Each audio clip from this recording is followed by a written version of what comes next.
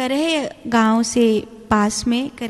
से पास में रानी घाटी नाम की एक जगह है। बड़ा सुंदर सुरम्य स्थान है।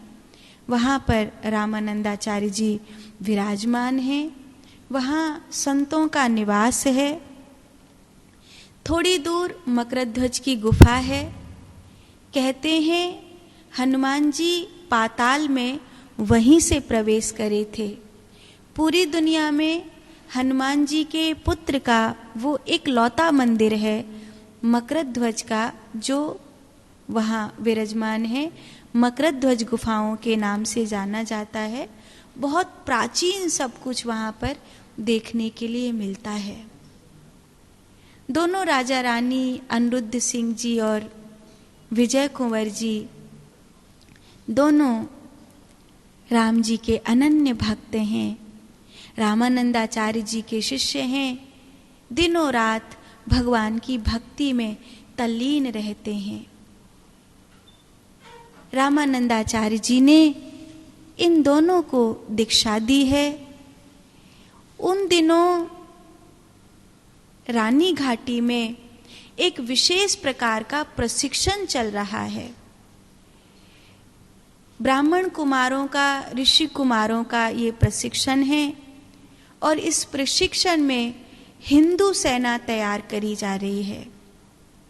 मुगलों का वर्चस्व था। धीरे धीरे राजाओं को अपने कब्जे में मुगल शासक लेते जा रहे थे। हिंदुओं के प्रति अत्याचार हो रहा था। गैर हिंदुओं के ऊपर आज ये कर लगा दिया, आज ये कर लगा दिया, इस प्रकार की कई गतिविधियां हो रही थी जिससे हिंदू निर्बल हो जाए और जो गैर हिंदू है वो सबल हो जाए। गैर हिंदू के लिए ये फैसिलिटी आ गई, वो फैसिलिटी आ गई। मीडिया का तो जमाना न था ही नहीं। पत्र व्यवहार होता था। कब कहाँ कौन से कानून दिल्ली में अकबर की सत्ता पास कर देती थी, हिंदुओं को तो पता भी नहीं चलता था। और हिंदुओं के ऊपर तो कर लगते जाते, इतने कर लाद दिए जाते थे कि खेती करने के बाद खुद सोचना पड़ता था कि खुद के खाने के लिए बचेगा या नहीं बचेगा। हिंदुओं को गरीब और गरीब बनाया जा रहा था और जो मुस्लिम धर्म को स्वीकार कर रहे थे उन लोगों के लिए मुगल शासक बड़े उदार मना हो चुके थे। चारों तरफ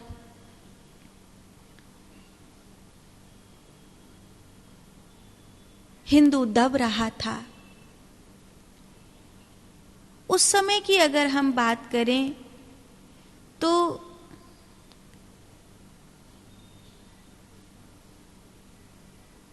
हिंदू अल्पसंख्यक नहीं था उस समय। हिंदू उस समय बहुसंख्यक था।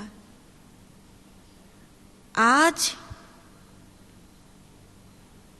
हिंदू को जगाने का प्रयास तो किया जा रहा है और बड़ी मात्रा में हिंदू जाग भी रहा है, लेकिन एक बहुत बड़ा बीज कि हिंदू अल्पसंख्यक होता जा रहा है।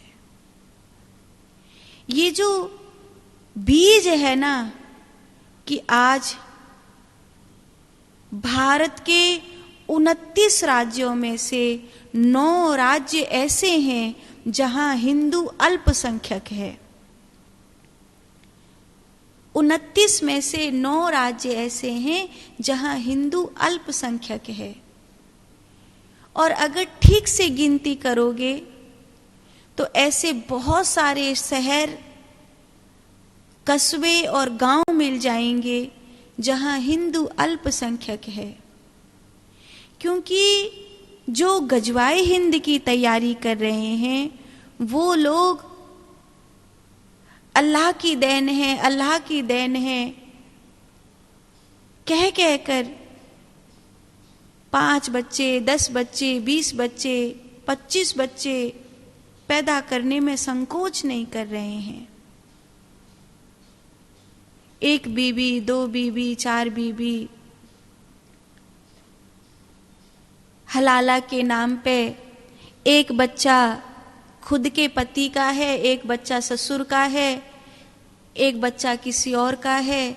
ऐसे करके स्त्रियों के साथ जो घोर अन्याय हो रहा है, केवल बालक पैदा करने की मशीन जो बना दिया गया है, उसका परिणाम ये हुआ है कि उन्होंने अपनी एक संख्या तैयार कर ली है।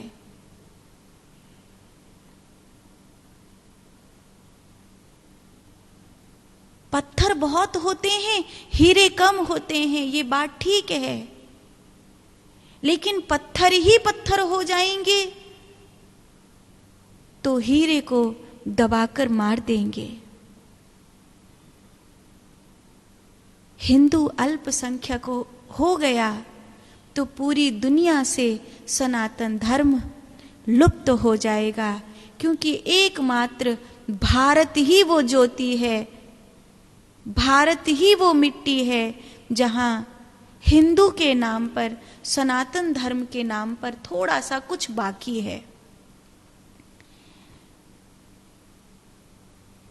आज संत महात्मा कितने बड़े स्तर पर प्रयास कर रहे हैं, लेकिन दुख की बात यह है कि अगर हम हिंदू धर्म के लिए बोलते हैं, अगर हम भारत की मिट्टी के लिए बोलते हैं, अगर हम धर्मांतरण के विरोध में खड़े होते हैं, तो हमारे ही हिंदू भाई बहन हम पर ये इल्जाम लगाते हैं कि कहीं कोई राजनीतिक पार्टी से जुड़े हुए तो नहीं है आप, कहीं किसी पार्टी का वोट बैंक बढ़ाने के लिए तो काम नहीं कर रहे हैं आप, कहीं आपको किसी पार्टी से पैसा तो नहीं आ रहा है। नहीं भैया, हमारे पास किसी पार्टी से कोई पैसा नहीं आ रहा है। अगर किसी पार्टी से कोई पैसा आ रहा होता तो इस समय मेरे उत्तर प्रदेश में एक सन्यासी की सरकार है और मुझे एक ध्यान केंद्र बनाना है, मुझे गैया मैया का हॉस्पिटल बनाना है, मुझे साधना के क्षेत्र में कार्य करने के लिए माँ का घर बनाना है। इस बात के लिए कितनी दूर दूर तक मैंने खबर पहुंचाई कि मुझे भूमि चाहिए, मुझे ठौर चाहिए, ये शुभ कार्य मैं करना चाहती हूं। लेकिन 3-4 बरस किसी ने नहीं सुनी हमारी। तब जाने कैसे कैसे हमने 3-4 बीघा जमीन मोल खरीदी और उस पर गैया मैया का चिकित्सालय बनाया, मोल खरीद कर। और आज वो 4 बीघा जमीन, 3 बीघा जमीन छोटी पड़ रही है, शायद है भी नहीं 4 बीघा, शायद 2 ही बीघा है, 2 या 2.5 बीघा है।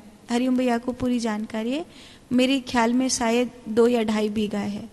वो थोड़ी पड़ रही है, 100-125 गौवंश अट जाता है बिल्कुल। ना तो कहीं चरी बोने के लिए व्यवस्था है, ना तो कहीं लंबी चौड़ी टहलने के लिए व्यवस्था है। जब द्वार खुला होता है तो कोई न कोई गैया बाहर निकल जाती है और वो फिर 3 पैर की गैया है या बीमार है तो बड़ी मुश्किल से वापस लाना पड़ता है कि इसका इलाज जरूरी है तो इसे रखना पड़ेगा।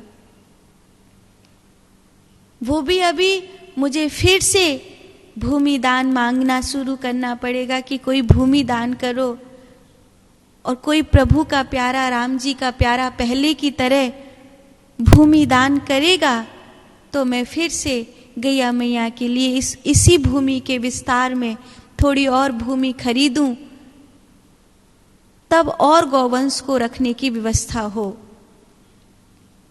क्योंकि अब तो भूमि भी महंगी हो गई है, पहले तो फिर भी सस्ती मिल गई थी। अभी हम चेष्टा कर रहे हैं कि उसके आसपास या निकटवर्ती कहीं कोई भूमि मिल जाए या कहीं बड़ी जगह कोई बड़ी भूमि मिल जाए तो सभी जगह भूमि महंगी होती जा रही है। तो फिर से कहना पड़ेगा कि भाई भूमि दान करो। कोई राम जी का प्यारा, कोई प्रभु का प्यारा फिर से भूमि दान करेगा तो गैया मैया के लिए ये चिकित्सालय का जो विस्तार किया जाएगा। तो अगर कोई राजनीतिक पार्टी मुझे सपोर्ट कर रही होती तो मुझे जमीन खरीद कर थोड़ी बनाना पड़ता। आज भी मेरा सपना तो सपना जैसा ही है कि मैं एक साधना की भूमि बनाऊं, एक ध्यान केंद्र बनाऊं, एक माँ के घर की व्यवस्था करूं जहां, लेकिन ना तो ठौर की व्यवस्था है, ना इतनी बड़ी भूखंड की व्यवस्था है। और जब मैं कभी सनातन धर्म के लिए बोलती हूँ या कभी अपनी मिट्टी के लिए, भारत भूमि के लिए बोलती हूँ कि गजवाए हिंद नहीं भगवाए हिंद होना चाहिए, तो मेरे ही श्रोताओं में से कोई ना कोई हिंदू भाई बहन ये सोचने लग रहे हैं, ये मैसेज करने लग रहे हैं कि गुरु माँ आप किसी राजनीतिक पार्टी से नहीं हैं, आपको क्या लेना देना किसी हिंदू मुसलमान से, आपको क्या लेना देना गजवाए हिंद और भगवाए हिंद से, आप तो सीधी सीधी कथा किया करो। मैं तो सीधी सीधी कथा करूंगी, लेकिन अभी तो सीधी सीधी कथा होगी, पर क्या लगता है 20 साल 25 साल जब आज़ादी के 100 साल पूरे हो रहे होंगे, 2047 हम सोए हुए लोगों का भाग्य साथ देगा या जो दिनों रात संघर्ष कर रहे हैं कि 2047 ISIS ने लिख के दे दिया है कि हिंदुस्तान हमारा होगा, उनकी बात सच्ची होगी। वो संघर्ष कर रहे हैं इस चीज के लिए, वो हर रोज किसी न किसी उभरते हुए हिंदू को, आगे बढ़ते हुए हिंदू को मार डालते हैं। और हम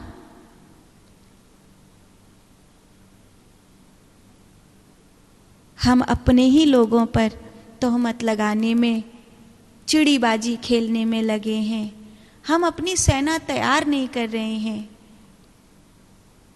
महाराजा अनिरुद्ध सिंह जी ने जब करैया से वो रानी घाटी में जाते हैं तो वहां हिंदू सेना तैयार हो रही है, उसे देखते रामानंदाचार्य जी को पीड़ा है, सनातन धर्म को बचाने की पीड़ा, इसलिए रामानंदाचार्य जी ने जाति पाति को मिटा दिया। रैदास जी रामानंदाचार्य जी के शिष्य हैं, कबीरदास जी रामानंदाचार्य जी के शिष्य हैं। यहां तक कि उन्होंने हिंदू मुसलमान भी नहीं देखा, ये हिंदू मजबूरी में मुसलमान बन गया, उसे वापस भक्ति के राह पर वो लेकर के आए। इतना बड़ा कार्य उस समय के महापुरुष ने किया। रामानंदाचार्य जी के ऐसे 12 शिष्य हैं जिन्होंने भक्ति की ध्वजा को पूरी दुनिया में फहराया।